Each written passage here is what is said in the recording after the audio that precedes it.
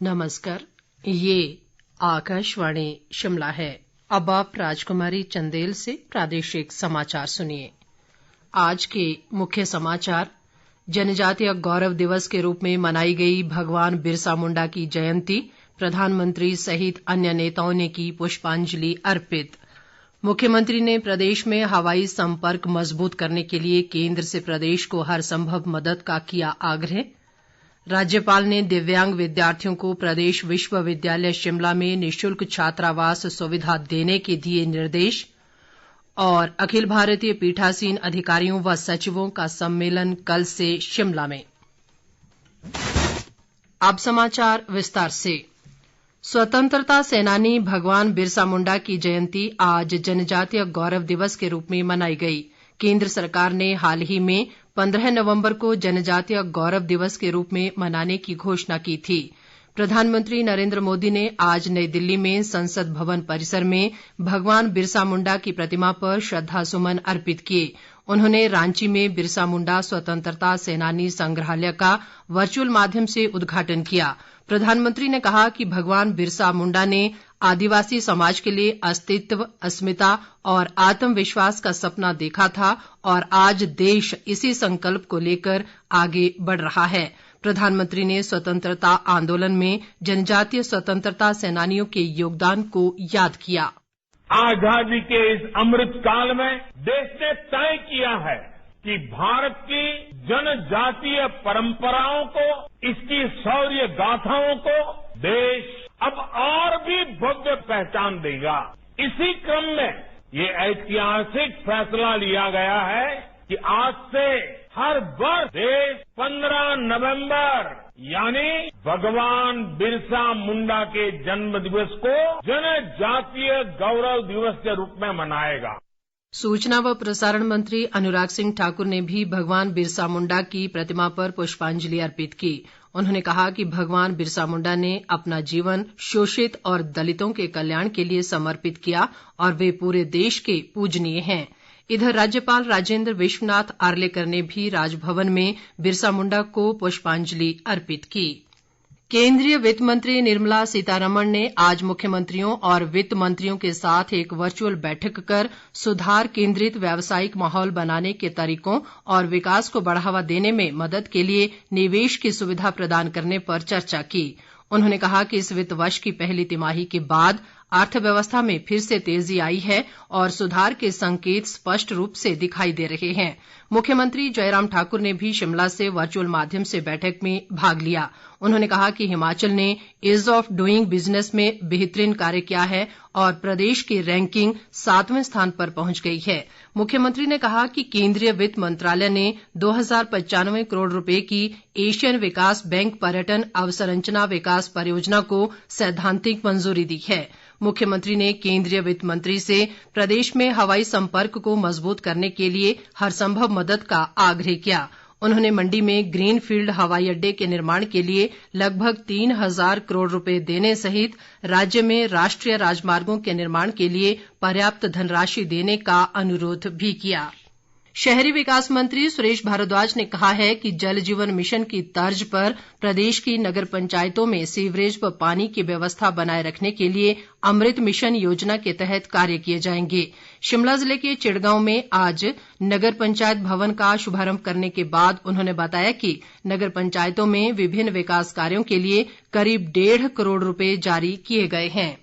ग्रामीण विकास व पंचायती राज मंत्री वीरेंद्र कंवर ने कहा है कि मनरेगा के तहत विभिन्न जिलों की प्रस्तावनाओं में त्रुटियां दूर करने को लेकर अधिकारियों को निर्देश दिए गए हैं। उन्होंने कहा कि हिमाचल में मनरेगा के तहत लक्ष्य से आगे बढ़कर कार्य किया गया है और भुगतान में होने वाली देरी का स्थायी समाधान निकालने के लिए इस वित्त वर्ष में विभाग 100 करोड़ रुपए की अग्रिम राशि का फंड बना रहा है। हमीरपुर जिले में भोरंज क्षेत्र के बराड़ा में युवाओं को मशीन ऑपरेटर, ब्यूटिशियन और बांस की हस्तकला जैसे कार्यों को लेकर 45 दिवसीय प्रशिक्षण शिविर लगाया गया। प्रयास संस्था और एटी स्किल्स हब द्वारा आयोजित इस शिविर के प्रशिक्षुओं को आज समीरपुर में पूर्व मुख्यमंत्री प्रोफेसर प्रेम कुमार धूमल ने प्रमाण पत्र प्रदान किए। उन्होंने कहा कि कौशल प्रशिक्षण हासिल कर युवाओं की योग्यता में निखार आता है, जिससे उन्हें रोजगार व स्वरोजगार हासिल करने में मदद मिलती है। उल्लेखनीय है कि केंद्रीय मंत्री अनुराग सिंह ठाकुर के मार्गदर्शन में क्षेत्र में युवाओं के कौशल विकास की दिशा में काम किया जा रहा है और उन्हें कई विधाओं में प्रशिक्षण दिया जा रहा है। युवा सेवाएं व खेल मंत्री राकेश पठानिया ने कहा है कि राज्य सरकार जल क्रीड़ाओं को बढ़ावा देने के लिए ठोस कदम उठाएगी। चंबा में आज चलो चंबा अभियान के तहत आयोजित की जा रही ड्रैगन वोट रेस प्रतियोगिता के शुभारंभ अवसर पर उन्होंने कहा कि साहसिक खेल गतिविधियों से पर्यटन को भी बल मिलेगा। राकेश पठानिया ने कहा कि केंद्रीय खेल मंत्री अनुराग सिंह ठाकुर से भी जल क्रीड़ाओं के विकास के लिए हर संभव मदद उपलब्ध करवाई जाएगी। राज्यपाल राजेंद्र विश्वनाथ आर्लेकर ने प्रदेश विश्वविद्यालय शिमला में दिव्यांग विद्यार्थियों को निःशुल्क छात्रावास की सुविधा देने के निर्देश दिए हैं। प्रदेश विश्वविद्यालय व स्वयंसेवी संस्था उमंग फाउंडेशन द्वारा आज विश्वविद्यालय में आयोजित एक कार्यक्रम में उन्होंने कहा कि दिव्यांगजनों को सहानुभूति के बजाय अवसर देने की जरूरत है, क्योंकि उनके पास अलग प्रकार की प्रतिभा है। राज्यपाल ने विश्वविद्यालय प्रशासन को कहा कि छात्रावासों में रह रहे दिव्यांग विद्यार्थियों की हॉस्टल फीस माफ की जाए ताकि उन्हें राहत मिल सके। राज्यपाल ने उमंग फाउंडेशन द्वारा दिव्यांगजनों के कल्याण के लिए किए जा रहे कार्यों की सराहना करते हुए अन्य सामाजिक संगठनों से भी इस दिशा में आगे आने का आह्वान किया। आर्लेकर ने दिव्यांग विद्यार्थियों को सम्मानित भी किया। प्रदेश विधानसभा में कल 16 से 19 नवंबर तक अखिल भारतीय पीठासीन अधिकारियों का 82वां सम्मेलन आयोजित किया जाएगा।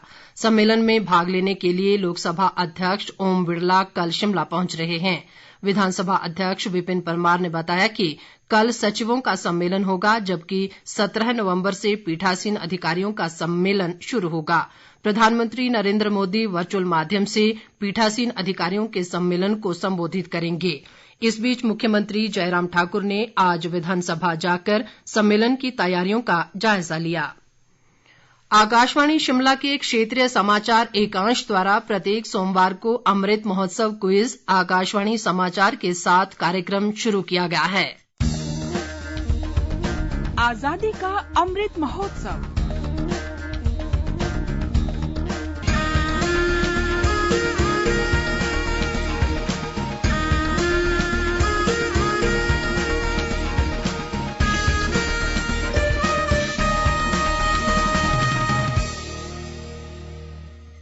आज का प्रश्न है, साइमन कमीशन भारत में किस वर्ष आया था? आप अपना जवाब हमें इस बुलेटिन के समाप्त होते ही हमारी ईमेल adnewsshimla@gmail.com पर भेज सकते हैं।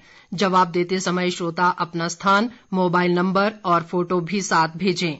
ईमेल पर सबसे पहले जवाब देने वाले 10 श्रोताओं में से लकी ड्रॉ के माध्यम से विजेता का चयन किया जाएगा। विजेता का नाम कल शाम इसी समय समाचार बुलेटिन में प्रसारित होगा। पुरस्कारों के लिए सहयोग दे रहे हैं हिम ऊर्जा हिमाचल प्रदेश। चलो अब अक्षय ऊर्जा अपनाएं, अपने प्रदेश को आगे बढ़ाएं। अधिक जानकारी के लिए अपने निकटतम हिम ऊर्जा कार्यालय से संपर्क करें। आजादी का अमृत महोत्सव के तहत शिमला स्थित लेखा नियंत्रक महालेखाकार कार्यालय की सार्वजनिक वित्तीय प्रबंधन प्रणाली इकाई द्वारा आज शिमला में PFMS मेले का आयोजन किया गया। PFMS भारत सरकार की एक महत्वपूर्ण परियोजना है जो वित्त मंत्रालय के लेखा नियंत्रक द्वारा लागू की जा रही है। इस अवसर पर क्षेत्रीय आउटरीच ब्यूरो शिमला द्वारा भारतीय स्वतंत्रता संग्राम पर चित्र प्रदर्शनी भी लगाई गई।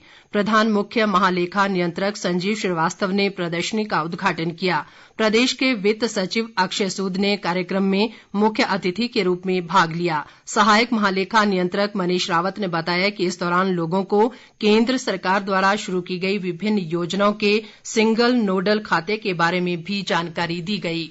अंत में मुख्य समाचार एक बार फिर।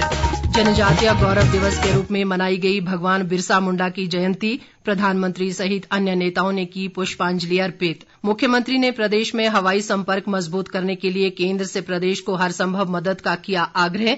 राज्यपाल ने दिव्यांग विद्यार्थियों को प्रदेश विश्वविद्यालय शिमला में निःशुल्क छात्रावास सुविधा देने के दिए निर्देश। और अखिल भारतीय पीठासीन अधिकारियों व सचिवों का सम्मेलन कल से शिमला में। इसके साथ ही ये समाचार बुलेटिन समाप्त हुआ। नमस्कार।